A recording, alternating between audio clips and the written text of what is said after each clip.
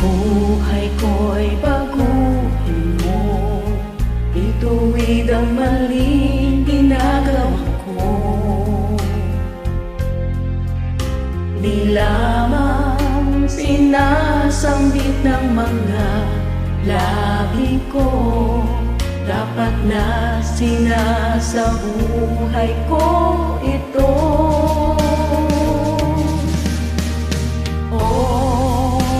Jesus, tanggapin mo ang puso kong nais na sumunod sa'yo. Kaya hindi na ako ang nabubuhay ngayon, kundi si Kristo na nabubuhay sa akin. At ang buhay ko ngayon sa katawan ay kinabubuhay ko sa pamamagitan ng pananampalataya sa anak ng Diyos na siyang nagmahal sa akin, naghandog ng kanyang sarili para sa akin.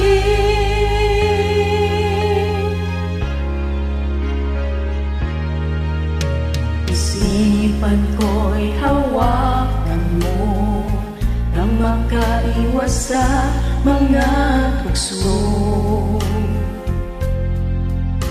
Mamuhay ng ayon sa kalooban mo, sa patnubay ng banal na Espiritu. O Jesus, tanggapin mo ang puso kong nais na sumunod sa'yo. Kaya hindi na ako ang nabubuhay ngayon, kundi si Kristo na nabubuhay sa akin.